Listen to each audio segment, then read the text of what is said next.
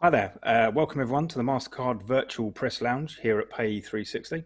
My name is Mark Walker and I'm the Editorial Director at the FinTech Times, a global multimedia news outlet centered around the world's first leading newspaper.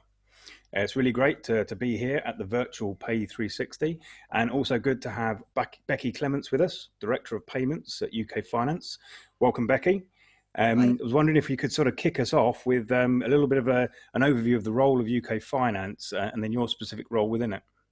So UK Finance is a trade body for financial services.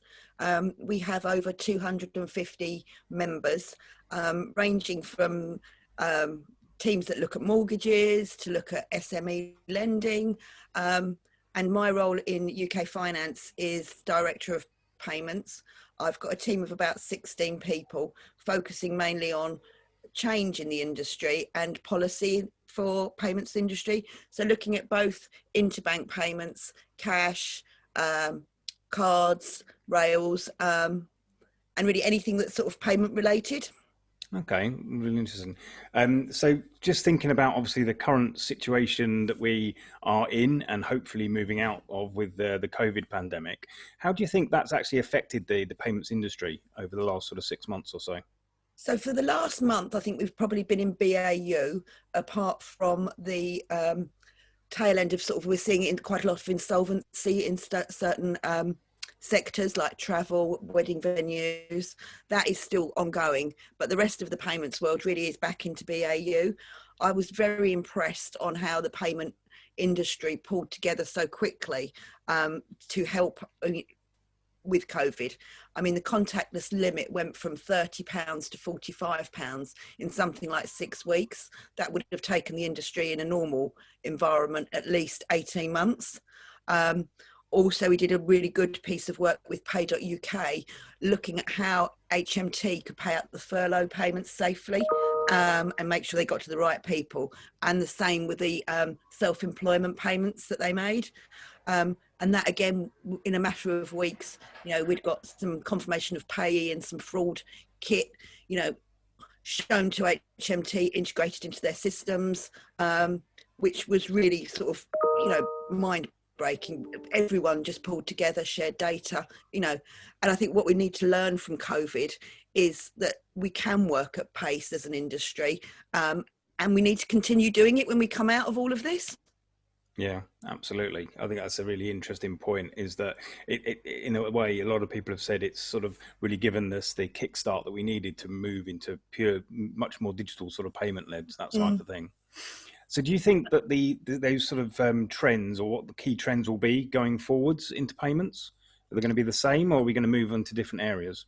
I think they'll be the same, but I think they've escalated. So the decline in cash, I think COVID has made that decline quicker. I think looking at how do we support people who are caring for people with, carer cards and things like that. That's all happened really quite quickly.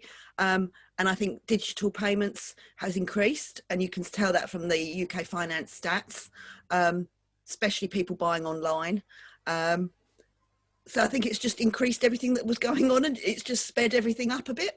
Yeah, and what are sort of things that you're sort of working on at UK Finance regards to policy, sort of at the moment and into the future? So a large piece of work that we're doing at the moment is around payments futures. So it's to look at what does the payments landscape look like in the next 5-10 years. I think from a payments industry, we would rather do it to ourselves and have it done to us by a regulator. So we're looking at 3 specific strands. One is customer protection, one is digital payments, and one is around sort of the infrastructure that maintains payments, and also sort of looking at things that the industry have spent a lot of money on, like check imaging and perhaps PAYM, which is probably not being utilised as much as it could be. And are there other use cases for those bits of infrastructure? Yeah, I mean, a lot of the sort of the industry seems to be obviously wanting to move us very quickly, fast on to purely digital.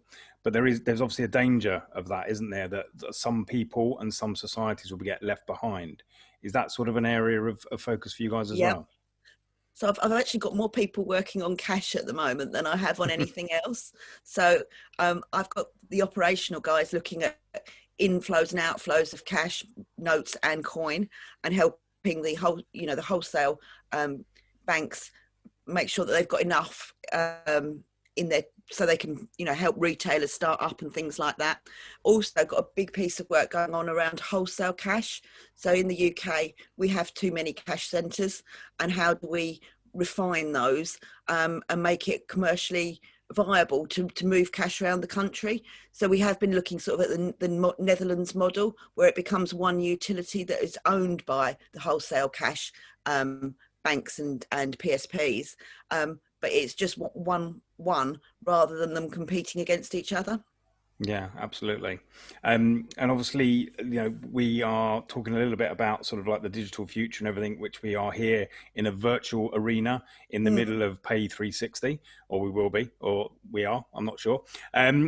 What's your thoughts about sort of like the move of the events and the exhibitions industry into more sort of virtual areas? So I was a judge for the Emerging Payments Awards, and we did it via Zoom, and actually it worked better than when we're all in a room. So, we finished before time, everyone had to say that they wanted to, and it really, really did work well. I think with the virtual world, you do concentrate more and you sort of come away quite exhausted at the end of the day than if you're, physically going to meetings and talking to people. But I think, innovation and virtual is the way to go. I can't see that, in the next 5 years being any big conferences in the UK or really globally. So it's an interesting, controversial debate at the moment, especially if you happen to be a very large exhibition company or conference as well. Yeah. So it's really interesting. We've obviously we're having a quick final sort of thoughts from you as we sum up. What do you think the future of payments into sort of 2021 is going to be about? So I think, there'll be a focus on keeping access to cash, because I think, we need to be constant of that. And I think it's consumers' choice with what they pay with. Also, I think there'll be more around authentication. So we've got the roadmap for strong customer authentication. I think we will also look at secure remote commerce. I think we need to make that pipe as secure as possible. I think that it's quite exciting. I think there's lots in payments at the moment. And, some of the card companies have really got some good innovation going. Absolutely. Awesome. Well, they've come to the end of our sort of session. Thank you very much, Becky, for your time and joining us here in the virtual MasterCard Press Lounge. Thank you. You're very welcome. Thank you.